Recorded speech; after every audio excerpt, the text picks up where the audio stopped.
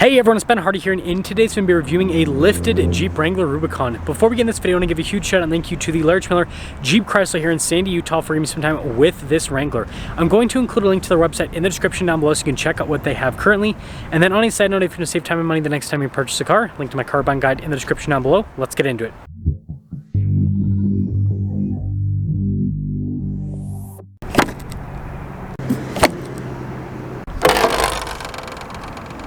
First off, powering this is a turbocharged 2-liter 4-cylinder that goes through an 8-speed automatic transmission. Power outputs are 270 horsepower and then 295 pound-feet of torque.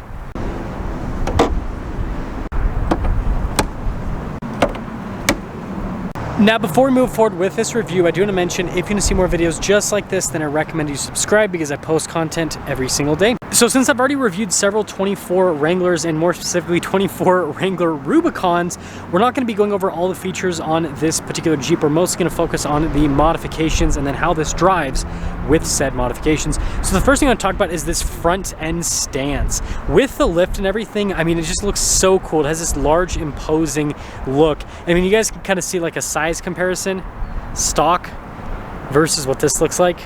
So our tire wheel setup is 37 by 12.5 by 17 in the front and over in the rear. The wheels are black Rhino wheels, which I'm actually a huge fan of. I love the appearance of them. They always do a really good job with wheel design. And you can see tons of sidewall, obviously, with the tires because smaller sized wheels. And this is bigger than what you can get from the factory with the Wrangler. The biggest tires you can get are 35s. There was a special edition for 23 that had 37s, but outside of that special edition, 35s is as big as they'll go from the factory. So this is cool with the 37s. Now, another big thing with this build are the Falcon shocks. Falcon shocks are more expensive, but they help out quite a bit with giving the Wrangler kind of a squishier feel off-road, making it so the ride comfort's just a lot better. But you guys can see that with the springs and everything. And putting it all together, here is your full side view. You can see with those 37s and the lift, I mean, this thing looks absolutely massive. I love the appearance. And quickly, for those of you wondering, here's a quick look at the rear shocks. Now, I quickly want to show the spare tire because I think this is pretty fascinating. You guys can see, again, black Rhino wheel here with a 37. But notice that we don't have, like, the normal reinforcement you see from Jeep. This is, like, completely different compared to what I've seen. It looks like it's custom or something. Let me know if you know a little bit more about this. But this is, yeah, again, like I said, different from what I'm used to seeing with an upgraded tire carrier. It looks like it, you know, looks a little bit cleaner, I guess, because it's not taking up as much space as what you usually see, but it's pretty cool. And for those of you wondering, this is kind of like a middle of the line Rubicon. So this has cloth seats, as you can see, but you still get a really nice steering wheel, obviously normal gauge cluster. This infotainment system is standard across the Wrangler lineup, but this has stuff like heated seats. You can see, being a Rubicon, you've got front rear lockers, so able to disconnect, all of that stuff. But I just want to give you guys a quick tour of the interior. Also, no insulation or anything like that. The base MSRP on this before the modifications is like $59,000. To give you guys an idea of the Rubicon that this was built off of. Let's see how it drives.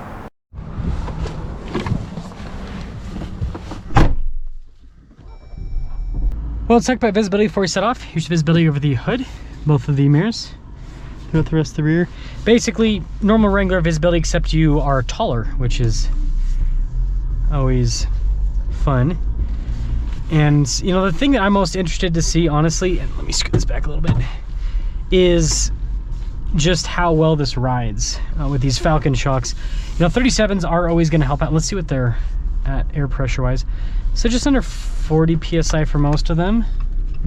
So that's, you know, pretty typical. If you want to squish your ride but then less tire life, you can drop down to like low 30s with the psi. It does help out quite a bit with ride quality, especially with Wranglers. But again, you give up fuel economy and then you give up tire life to an extent as well. Also, the GoPro, man, this is my first video of the day and it's slipping off already. I guess it's pretty toasty today, but yeah, pretty comfortable so far.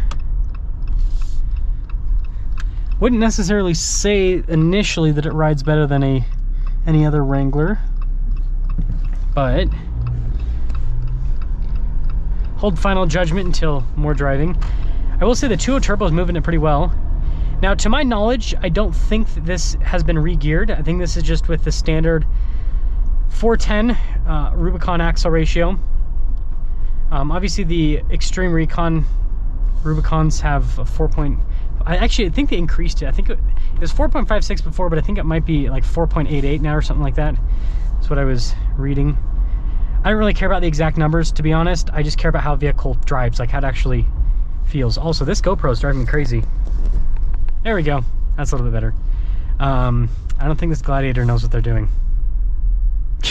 They just, you guys see that? They just like veered all the way across. They're like, oh, I think I'm going here. I think I'm going here. People in Utah, they don't know how to drive. Anyways, you know, other stuff with this, you do have like a nice commanding viewpoint of the road, which I think is really cool.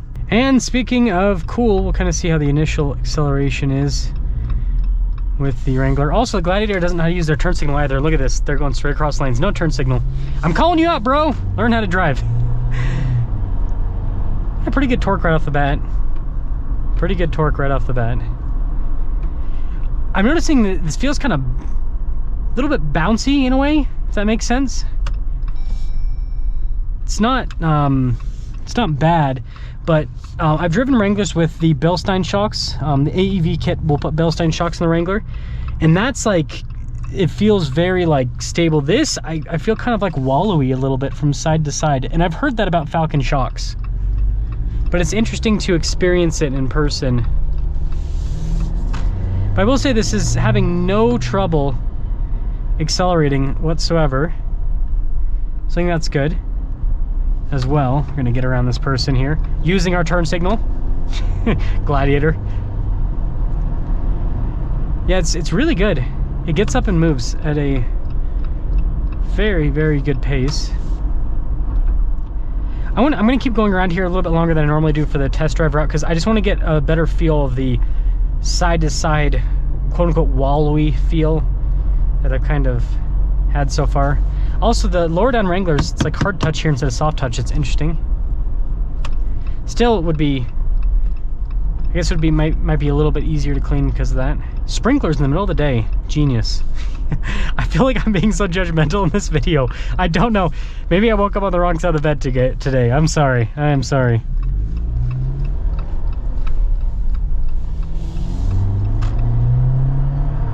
Yeah, that moves. That's solid. I do love the acceleration feel, and the 2.0 turbo definitely performs well at higher elevation.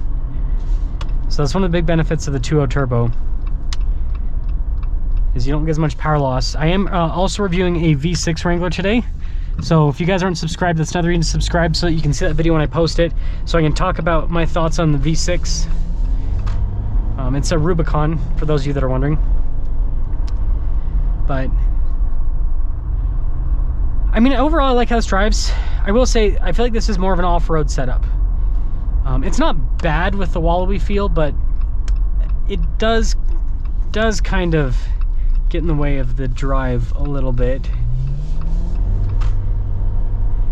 Yeah, I think that I still prefer the AEV stuff, the AEV kit for on-road driving, because it makes the Wrangler handle really well.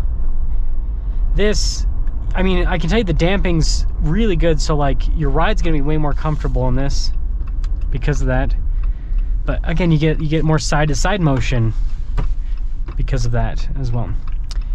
So let me know your thoughts here on this lift and everything. I think, yeah, 37 is great. If you have the Rubicon with a 4:10 axle ratio, it can move the 37s. No need to upgrade the axle ratio. It does just fine. And you know, these Falcon shocks, I like them, but I think they're definitely more tuned for off-road rather than on-road use. But yeah, let me know your thoughts on this.